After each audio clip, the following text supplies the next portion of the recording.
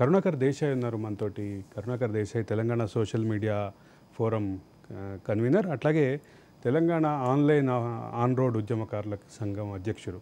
కరుణాకర్ గారు నమస్కారం. నమస్కారం అండి. యా, మనతో పాటు బల్మూరి వెంకట్ ఉన్నారు, మాట్లాడండి. నమస్తే అన్న. నమస్తే బల్మూరి వెంకట్ గారు. ముందుగా మీకు యంగ్ ఎమ్మెల్సీగా కంగ్రాచులేషన్స్ చెప్తున్నా. అయితే నాకెందుకో ఇంత చిన్న వయసులో మీరు ఎమ్మెల్సీగా మరి పెద్దల సభలకు పోవడం కంటే మీరు డైరెక్ట్ ఎలక్షన్ లో శాసనసభకు పోతే బాగుండదు అనేది నా అభిప్రాయం. ఎందుకంటే సరే, మీకు ఆల్రెడీ మీరు హుజురాబాద్ లో నిలబడ్డారు, మళ్ళీ కూడా మీరే నిలబడవచ్చు అని అనుకున్నాం. ఏదేమైనా ఇంత చిన్న వయసులో మీరు ప్రజల ద్వారా ఎన్నుకొని మరి శాసనసభ పోతే బాగుంటుంది అనేది నా అభిప్రాయం. రెండోది ఇంకోటి ఏమంటే, ఇప్పుడు యువత చాలా మంది మరి వాళ్ళకు ఉద్యోగ అవకాశాలు ప్రభుత్వం కల్పించాలంటే చాలా తక్కువ ఉన్నాయి, లక్షల మంది ఉన్నారు. నేను అనేది అంటే యువతను జిల్లాల వైజ్గా మరి ఒక్కొక్క రంగంలో స్కిల్ డెవలప్మెంట్ సెంటర్లు చాలా మంది కూడా కొంతమంది ముందుకు వస్తున్నారు. ఎన్ఆర్ఐలు ఇప్పుడు ఝాన్సీ రెడ్డి గారు కూడా మాది ఎందుకంటే పాలకుర్తి నియోజకవర్గం, ఝాన్సీ రెడ్డి గారు కూడా వాళ్ళు చాలా పెద్ద ఎత్తున స్కిల్ డెవలప్మెంట్ సెంటర్ కూడా మొన్న వాళ్ళు దానికి ఫౌండేషన్ వేయడం జరిగింది. ఎందుకంటే మీకు చాలా వృత్తులు ఉన్నాయి, సినిమా రంగం కావచ్చు, టూరిజం కావచ్చు, ఎన్నో రకాల స్కిల్ డెవలప్మెంట్ సెంటర్లు కనుక మీరు ఎక్కువ పెడితే యువతకు మరి అవకాశం ఇచ్చినట్లయితుంది. ఎందుకంటే చాలా మంది గ్రామీణ ప్రాంతాల్లో చదువుకున్న యువతకు ఇంగ్లీషు వాళ్ళు ఎంత చదివినా ఇంగ్లీష్ లో మరి వాళ్ళు మాట్లాడాలన్నా ఏదైనా ఇన్ఫీరియారిటీగా ఫీల్ అవ్వకుంటూ వాళ్ళు మేము బస్తీలో చదివిన వాళ్ళతో ముందుకు పోలాం అనే ఫీలింగ్ నాకు తెలిసిన వాళ్ళు చాలా మంది ఉన్నారు. కానీ దీని మీద కూడా ఎక్కువ కాన్సన్ట్రేషన్ చేస్తే, ఎందుకంటే ఒక మన 75% స్కిల్ డెవలప్మెంట్ కానీ వాళ్ళు చేస్తే వాళ్ళు స్వతహా వాళ్ళ కాళ్ళ మీద నిలబడగలుగుతారు, యువతకు మేలు జరిగే అవకాశం ఉంది. ఇంకోటి ఏంటంటే, మిమ్మల్ని మూడో క్వశ్చన్ ఏమడుగుతుందంటే, ఇది ఏమన్నా అనుకోండి, సోషల్ మీడియాలో భారతదేశంలో తెలంగాణలో కాంగ్రెస్ పార్టీ వీక్ గా ఉంది. ఏదో వాళ్ళు ఏదో చెప్తున్నారు, వీళ్ళేదో చెప్తున్నారు, కొట్లాటలు అది ఇది కాదు.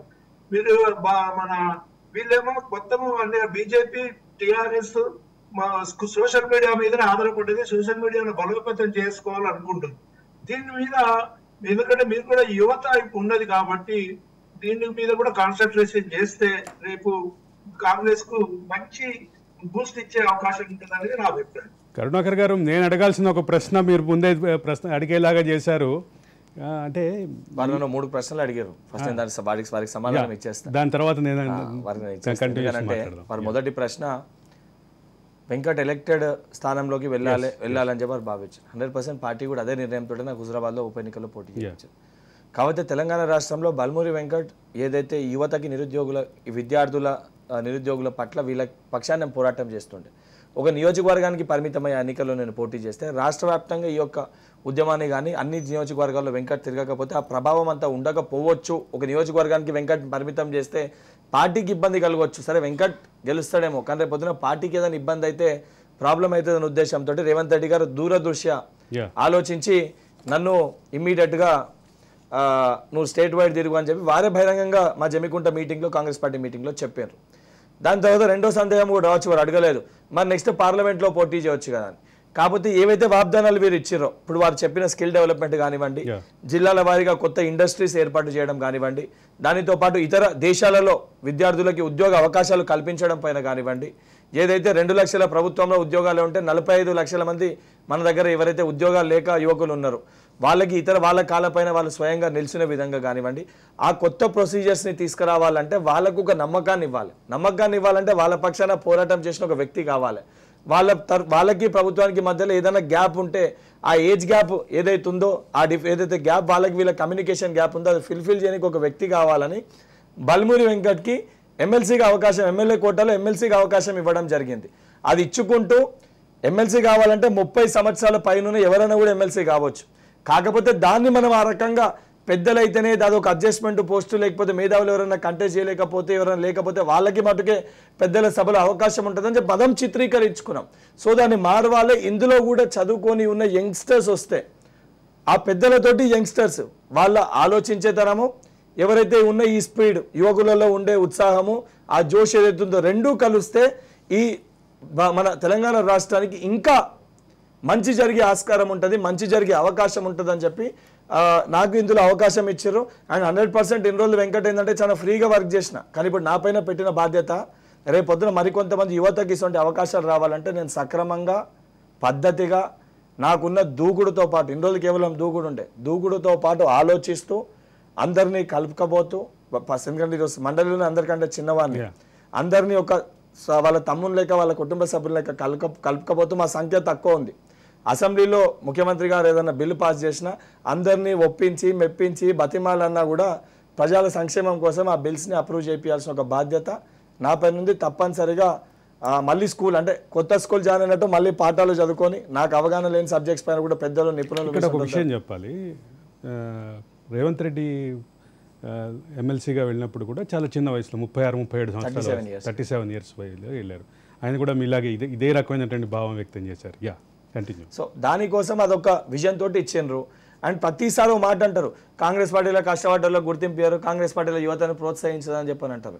ఎమ్మెల్యే టికెట్ యువకులు కేటాయించడం ఎక్కడైనా కూడా సాధ్యం, కానీ అతి చిన్న వయసులో ఉన్న వ్యక్తికి ఎమ్మెల్సీ స్థానాన్ని కేటాయించి కాంగ్రెస్ పార్టీ చరిత్ర సృష్టించింది. యా మూడో question social media. Third question social media. 100% వారు చెప్పింది కరెక్టే. కాంగ్రెస్ పార్టీ మేము ఎప్పుడు కూడా చేసింది చూపించుకోవడంలో మేము విఫలమైనాం. అంటే మేము చూపించుకోవాలనుకోలేం. సో ఎందుకనంటే మేము ఖర్చు పెట్టాలన్నా 100 రూపాయలు అంటే 100 రూపాయలు సంక్షేమం పైన పెట్టాలనుకున్నాం తప్ప 100 రూపాయలు సంక్షేమం కోసం పెడితే 200 రూపాయలు దాన్ని పబ్లిసిటీ చేయడానికి ఏ రోజు కూడా మేము ప్రయత్నించాలి. 100% దాంట్లో వెనుకబడ్డాం. కానీ ఇప్పుడు ఏదైతే ఆర్గానిక్గా, ఇప్పుడు నేను కూడా సోషల్ మీడియాలో నేను వెరీ యాక్టివ్. అంటే మా పార్టీలో సప్లిమెంట్ ప్రశ్న ఉంది, రెడీగా ఉంది. రేవంత్ రెడ్డి గారు, సీతక్క గారి తర్వాత నేను సోషల్ మీడియాలో చాలా యాక్టివ్ ఉంటాను. కాకపోతే నేను ఎప్పుడు కూడా ఆర్గానిక్ ఫాలోవర్స్, అంటే నేను ఏ రోజు కూడా సోషల్ మీడియాలో సింగిల్ NP కూడా ఖర్చు పెట్టలే.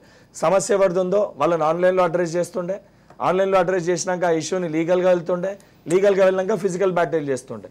దానివల్ల లబ్ధి పొందిన వాళ్ళు నాతో అటాచ్ అయ్యారు. బల్మూరి వెంకట్ మీద ఉన్న ప్రధానమైన విమర్శ ఏంటంటే బల్మూరి వెంకట్ తను చేసేదాన్ని సోషల్ మీడియా టీంని పెట్టుకొని హైప్ క్రియేట్ చేసుకొని ఒక లీడర్గా ఎస్టాబ్లిష్ అయ్యారు. దీన్ని మీరు ఎట్లా చూస్తారు? మీకు అదే చెప్తున్నాను. వ్యక్తిగతంగా బల్మూరి వెంకట్కి దెబ్బ తాకింది వాస్తవం కాదా? బల్మూరి వెంకట్ జైలు జీవితం అనుభవించింది వాస్తవం కాదా? బల్మూరి వెంకట్ పైన 88 కేసులు ఆన్ రికార్డు ఉన్న మాట వాస్తవం కాదా? బల్మూరి వెంకట్ని టాస్క్ ఫోర్స్ అధికారులు తీసుకెళ్లిన మాట వాస్తవం కాదా? బల్మూరి వెంకట్ నెత్తిపైన గాయం అయితే యశోద హాస్పిటల్లో బ్రెయిన్లో బ్లడ్ క్లాట్ అయితే 4 రోజులు యశోద హాస్పిటల్ అడ్మిట్ అయిన మాట వాస్తవం కాదా? సరే చూపించుకుంటున్నామంటే జరిగింది తెలంగాణ ప్రజానీకానికి తెలియకపోతే, ప్రశ్నించే గొంతుకల పైన దాడులు ఏ రకంగా జరుగుతున్నాయి చూపించకపోతే, ఇంకొకటి ఆన్ రికార్డ్ నేను చెప్తున్నాను, ఈ రోజటి వరకు నా సోషల్ మీడియా మొత్తం వాడేది కూడా మా NSY బృందం వాళ్ళే.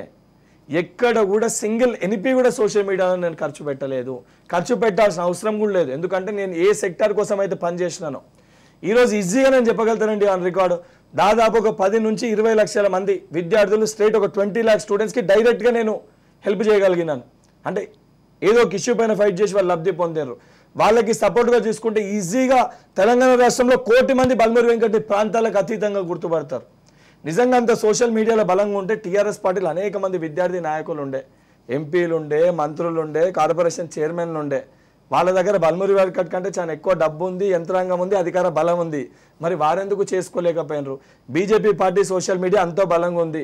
మరి బీజేపీ పార్టీ సంబంధించిన విద్యార్థి విభాగమో, యోజన విభాగమో, లేకపోతే ఇంకే విభాగం అన్నా వాళ్ళెందుకు ప్రొజెక్ట్ చేసుకోలేకపోయారు?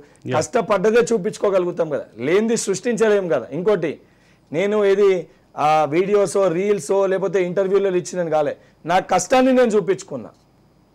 స్క్రిప్టెడ్ ఇంటర్వ్యూలు ఇచ్చి నేను బయటికి రాలే.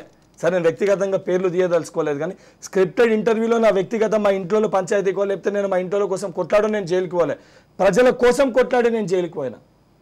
2015 కంటే ముందు నా పైన 0 FIRs ఉన్నాయి, నా పైన ఒక్క కేసు లేదు. 2015 నేను NSY రాష్ట్ర అధ్యక్షుడు అయిన తర్వాత నా పైన 88 కేసులు ఉన్నాయి.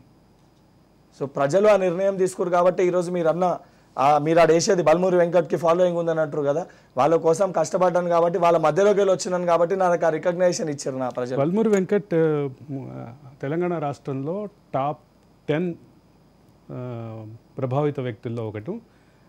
ఇంకా క్లియర్గా చెప్పాలంటే టాప్ 2-3లో ఉన్నారు. అంటే స్టూడెంట్ లీడర్ ప్రాపర్గా పనిచేసినప్పుడు ఆ రికగ్నైజేషన్ వస్తుంది. ఉద్యమ సమయంలో కూడా బల్క సుమన్ గారికి టీఆర్ఎస్ పార్టీలో ఒకరిద్దరికి వచ్చింది. కాకపోతే వాళ్ళకి పదవి రాగానే ఏమైపోయిందని అంటే అయిపోయింది, మేము కష్టపడ్డది పదవి కోసం అని వాళ్ళు అయిపోయారు. కాబట్టి నా గోల్, నా విజన్ చాలా డిఫరెంట్. కరుణాకర్ గారు, థ్యాంక్ యూ.